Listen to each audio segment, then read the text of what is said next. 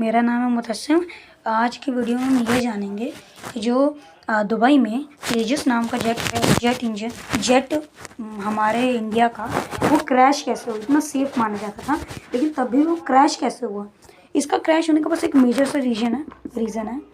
जैसे ये एक जेट इंजन है, देन यहाँ पे काफ़ी तेज़ हवा आ रही है, यहाँ पे कंप्रेसर और तेज़ हवा होगी, देन यहाँ से एक प्रोपेलर है, ये इससे जुड़ा हुआ है बट एक गियर से जुड़ा हुआ है स्पेशल, जिसकी वजह से अगर ये कम घूमेगा तब भी ये ज़्यादा घूमेगा। तो ऐसे जब मतलब जेट को घुमाने की कोई टेंशन नहीं रहती, सिर्फ टेंशन रहती है फ्यूल की। अब हुआ क्या था, फ्यूल की भी कोई टेंशन नहीं थी उसमें।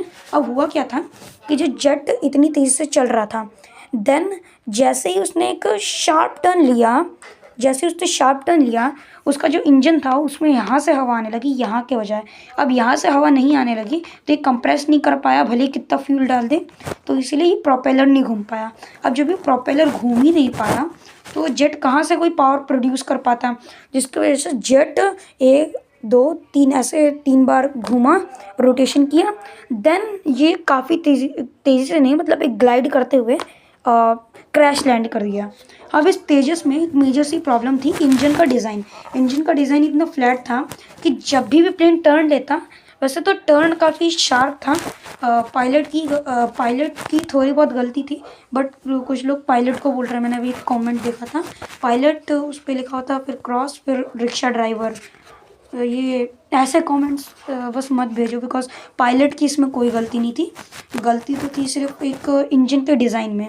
अब पायलट ने शार्प टर्न ले लिया उसको, अब वैसे भी उतनी गलती नहीं, मैं नहीं मानता, बिकॉज शार्प टर्न लेना इतना पैनिक कभी सिचुएशन हो जाती है, और मेरे को लगता है कि वो सुकोई का भी पायलट होगा तो इसकी वजह से ये प्रॉब्लम क्रिएट होगी।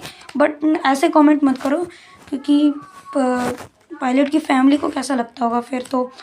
तो सिर्फ एक प्रॉब्लम थी एक मेजर से डिज़ाइन में। अब जब ये सुकोई का नोज़ल है, मतलब यहाँ से हवा जाती है, तो जब यहाँ से हवा जाती है तब क्या होता है कि जब सुकोई होता है, आपने देखा होगा सुकोई ऐसे हो जाता है बिल्कुल, लेकिन तभी वो गिरता नहीं। बिकॉज क्या है कि जब वो ऐसे हो जाता है तो यहाँ से तब भी हवा जाती ही है, बिकॉज इसका जो डिज़ाइन है वो इतना टिल्टेड है कि भले यहाँ से हवा जाएगी, साथ में यहाँ से भी हवा जाएगी।